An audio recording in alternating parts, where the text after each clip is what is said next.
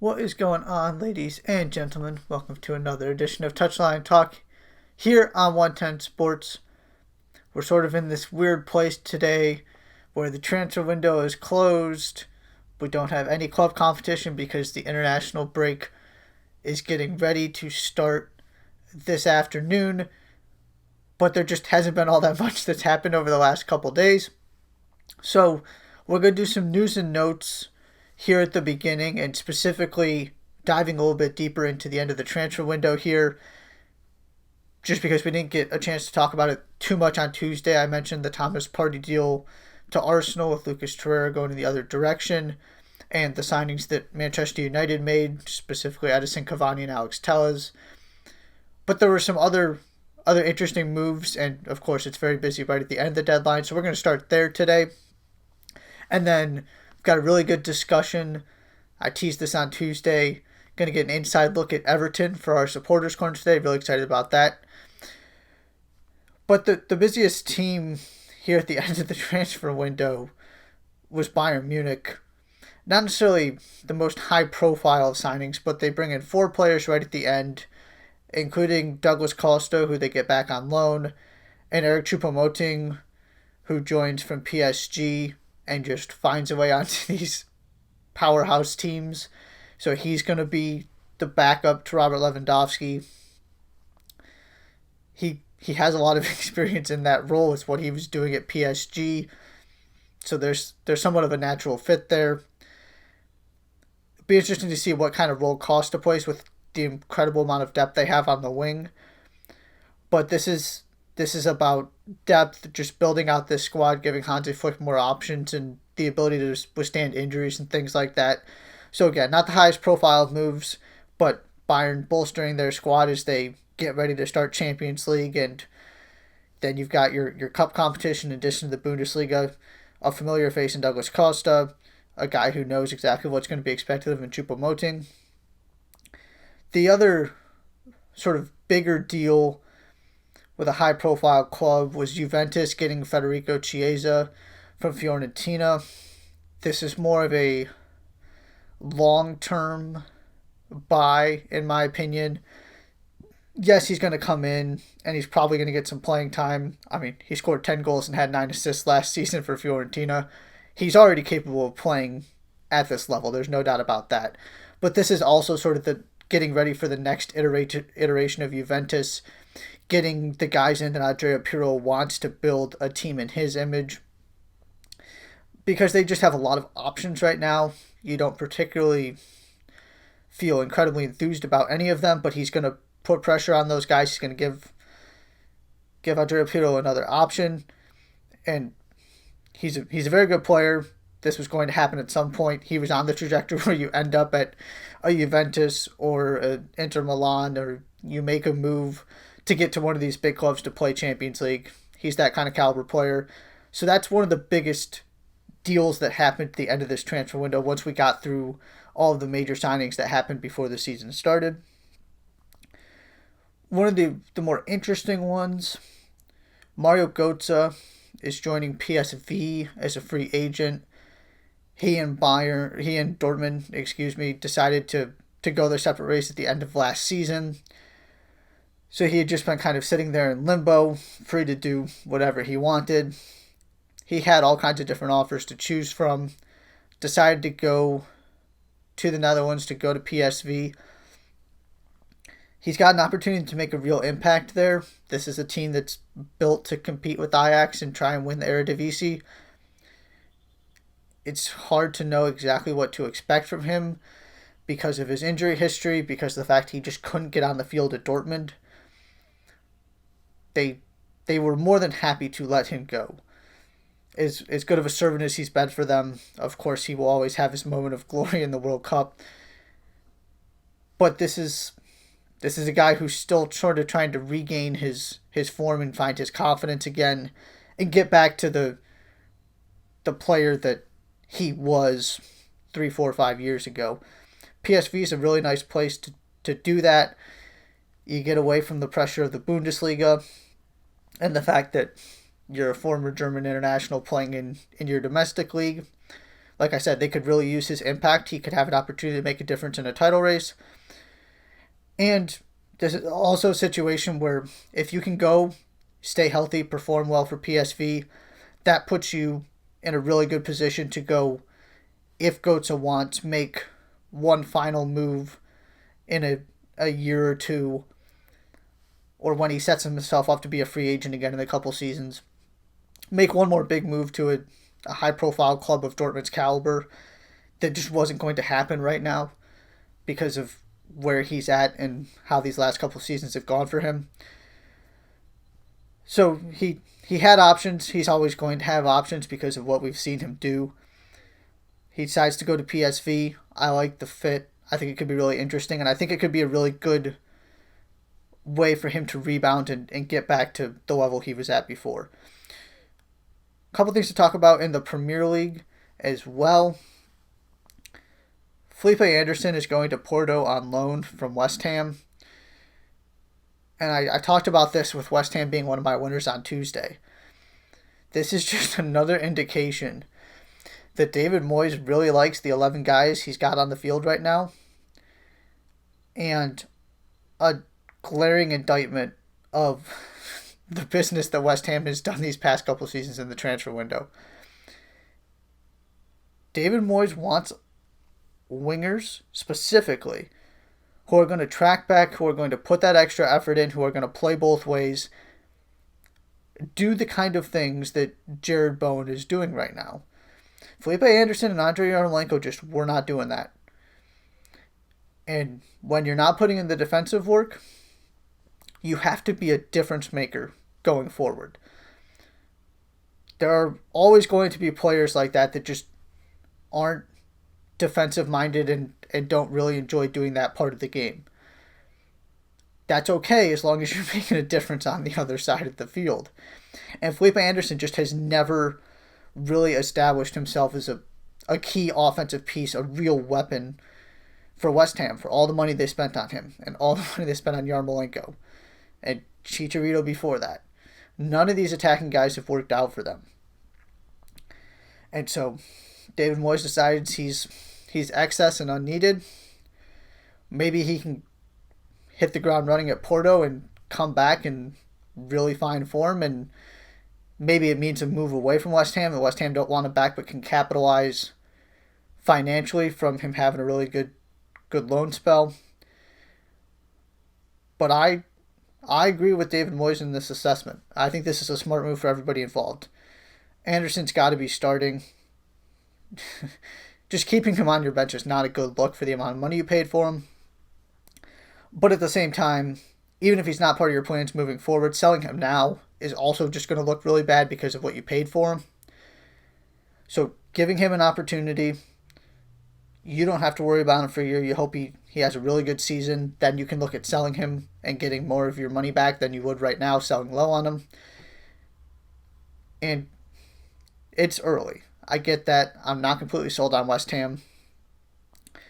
But what we've seen these past couple weeks, nobody in that starting 11 is getting unseated anytime soon. And you really don't need both Yarmolenko and Anderson because they're going to do the same thing. So you keep one, loan the other. It's just one of those things. You look at why West Ham has not lived up to expectations recently. The story of Felipe Anderson's West Ham career is a perfect example of why. Everton made another couple moves at the end after obviously completely rebuilding their midfield earlier in the transfer window. They got Ben Godfrey from Norwich, who was one of Norwich's more consistent players last season. Yes, they were terrible defensively, but a lot of that had to do with the fact that they were actually willing to play and took some risks and were ambitious and brave. That's going to hurt you on the back end, it's really interesting because the guys that have ended up getting those moves away to stay in the Premier League are the defenders. It's Jamal Lewis at Norwich and now Godfrey at Everton. They were doing the best they could, but it was a tactical thing. They were overmatched. It's going to be interesting to see what kind of role he plays. They spent a significant amount of money on him, and he's clearly going to be part of the plan moving forward. You always like to have extra cover at center back, even with what you're getting from Michael Keane and Yerry Mina right now. He offers something a little bit different. He can also play central midfield in a holding, defensive-minded role. I really like this move. It's also another piece as Everton tries to build with Ancelotti and get this team to a point where they feel like they've got the depth to compete, because that's the question, that's the weakness right now. So I'm a big fan of this. I'm not sure how much it's going to make a difference this year just because of what they're already getting from their center backs. But you get an injury, something happens. He's a guy that you know can play in the Premier League, is comfortable in the Premier League, and can come in and, if nothing else, just provide a little bit of rest for your starters every once in a while. And the goal would be eventually, I would have to think, for him to play a more significant role moving forward at some point. But I'm high on him. I was impressed with what he did in Norwich. And it's never a bad thing to have multiple options at center back. Ask Manchester United and Manchester City about that right now. The other signing, bringing goaltender Robin Olsen on loan. It's weird to think that England's number one goalkeeper is the biggest question mark at Everton right now, but that's just the world we find ourselves in. Jordan Pickford is going through a really rough stretch. You saw it again in the game against Brighton. And it's not quite as extreme as David De Gea and Manchester United, but my philosophy is getting to the point where it's the same because of what we've seen from Everton so far. If you're trying to find a way to catch your Manchester Cities and your Liverpools, you've got to find a way to eliminate crucial mistakes as much as you can. You can't afford to have a goalkeeper giving up goals that they just shouldn't give up. And that this also applies to what Chelsea's done and their situation with Kepa. A little bit different because his was shot stopping more than anything else, but same idea. You've got to clean up the mistakes as much as possible and actually make teams execute against you. And it's not been to that extent that you've seen with some other teams, but the goaltender it's a question mark right now. That position is the part of Everton's starting 11. You hope Pickford can find a way to get some confidence back and return to the player that he has been, that Everton I would have to think, believe he can be again. I'm not even sure that Olsen's going to actually have a real opportunity to unseat him. We'll have to see. But at least it's competition. It's bringing in somebody else who has a track record. Not the most impressive track record in the world, but this is a guy who's been there at the highest level. Shouldn't have any problem making an adjustment to the Premier League. How much of an upgrade is it really? That's the question. If he even makes an impact, we'll have to see. Maybe all Pickford needs is a little bit of extra motivation, knowing that there's somebody there that Ancelotti brought in to put some pressure on him and think about taking his spot. Maybe that's all it takes.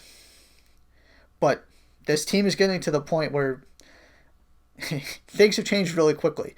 You've gone from hoping to be in the conversation for Europe in an ideal world to how far can this team go, building a core that then can be this Everton team for the next 5 years.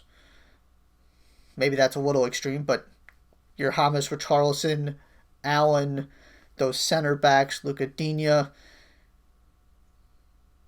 it's they're moving real fast, and Ancelotti's figuring things out real fast. So we'll see what happens at the goaltender spot, but it can't hurt to bring another one in on loan and see what happens, because it just can't get much worse for Jordan Pickford than it is right now. And of course, I'm going to jinx it, and something even weirder is going to happen. But he's just really been struggling. We all know how good he can be. He just hasn't, for whatever reason, gotten to that level recently. So Everton busy trying to build on this good start they had. I like the idea of not settling and trying to bring in even more reinforcements. Leeds also got another reinforcement in the form of 23-year-old winger Rafinha. This is part of that exodus from Rennes that also included Chelsea's new goalkeeper Edouard Mendy. Going to be interesting to see what kind of role he plays, but this is another one of those moves for me that is about Leeds moving forward and building their team to compete in the Premier League for the next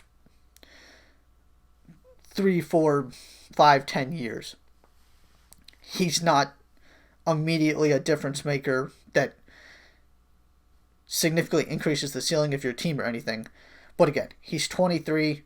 He was already playing consistently for a good League On team. It gives you another option and another piece that you feel good about, which is going to be important for Marcelo Bielsa coach team with the amount of physical toll and the amount of running they do. Having 3-4 options at that wing position is a huge plus. Guys that you actually feel like can play at the Premier League level. And again, this is building a core. Bielsa's done a terrific job with all of these guys who are career championship players. And now all of a sudden Patrick Bamford and Jack Harrison are looking really good at the Premier League level. But the next step for Leeds in this, now that they're off to a good start, they're back in the Premier League, clearly this group is good enough to stay up and make some noise this season.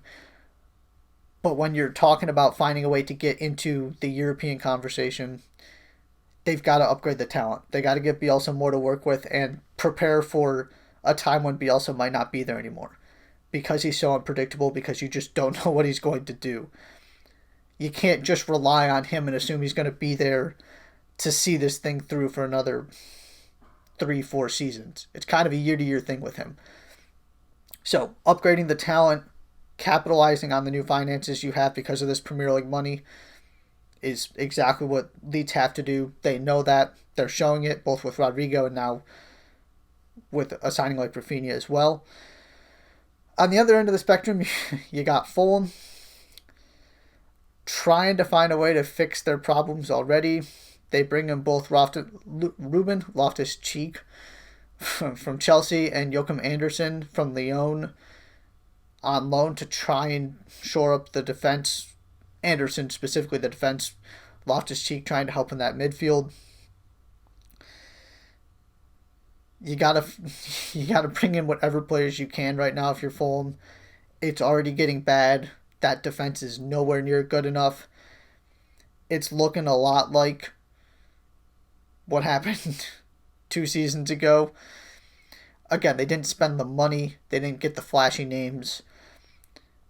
So the more guys that you can throw in there for a year and hope they can help and try and keep you up, and then start investing the money once you're able to stay safe for a season, they're not going to make the same mistake or take the same risk that they did last time by throwing all that money out there and then not having the Premier League money the next season to help pay for it.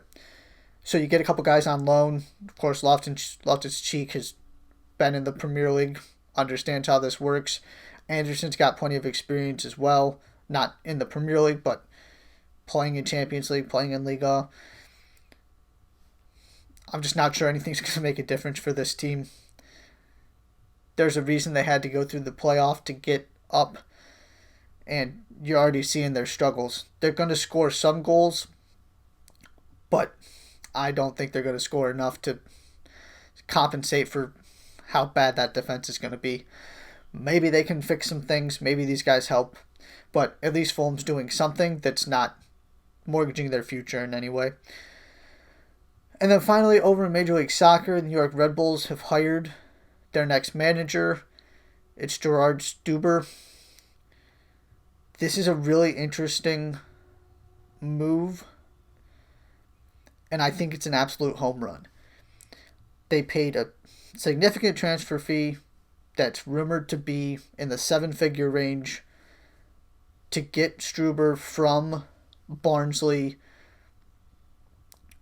which does not sound all that impressive on its own, as poor as Barnsley has been, but he took over when the situation was even worse. He found a way to keep them up, thanks in part to Wigan going into administration and getting docked those points. But at the end of the day, he did his job. And he had... Reports are that he had interest from the Eredivisie, he had interest from other clubs in England. He was sought after, even though there isn't exactly all that much to be excited about from a Barnsley perspective and him being their manager. This guy is highly thought of. He's a rising star. And for the Rebels to be able to get him with the kind of competition they were facing is a big deal. And it's particularly a big deal for this club that has kind of gone through your traditional MLS coaches. When you look at Chris Armas, Jesse Marsch, Mike Pecky, they haven't brought in a big name with a track record, with some kind of profile, or a significant amount of upside. The kind of upside I think you have with Struber. Of course, Jesse Marsch turned out fantastic. They were one of the best teams in the league when he was there. He's doing great at Red Bull Salzburg. He's the real deal, 100%. But you didn't know that going in, and it's hard to continue to just expect that the next guy you put in there is going to be Jesse Marsch 2.0. And Chris Armas struggled, and as I talked about when they let him go, didn't have the same kind of weapons and players that Jesse Marsch did. They moved out to a new era. They lost Tyler Adams, and the talent just isn't quite as good. But to me, this is a statement of intent getting Struber in there. And the other benefit here is he's a guy that is familiar with the Red Bull system. He was a player at Salzburg for most of his career and then came back at the very end when it was Red Bull Salzburg, coached in the Red Bull Salzburg youth system. He understands what Red Bull is all about, how this organization works. To be able to get him, again, I think it's a home run. I don't know how much of a difference it's going to make this season. He's not going to have a lot of time to turn things around before you get into the playoffs, and unless something changes, the Red Bulls are not going to be in a good position entering the playoffs, assuming they even make it. But you give him a transfer window, you give him some time to instill his ideas. I really think this is the kind of coach that can, in a fairly quick amount of time, turn the Red Bulls back into one of the best teams in this league. I really think he's got that kind of ability. And this was a situation where Struber was looking to get out of Barnsley because he knew he was, I don't want to say overqualified for the job, but he knew that was never going to end the way he wanted it to, and that he wanted somewhere with more support, with more finances, with the ability to do more. It sounds like Red Bull were able to convince him of that, considering they were not the only ones going after him. And they spent a lot of money to get him out of that contract and to get him to New York. So I think it's a home run. I really like this. I think it's an important statement for a team that's really struggled since Jesse Marsch left, that expects to be one of the best in the league every single season. I think Gerard Stuber is the kind of guy that can do that for you. All right, we're going to take a break. When we come back, we're going to do another edition of the Supporters Corner, talking all things Everton with a guy who covers the team, watches the team every single game, knows what he's talking about when it comes to Everton. I wanted to figure out what the Everton fans are thinking with everything that's happened so far, so we're going to do that when we come back. You're watching Touchline Talk on 110 Sports.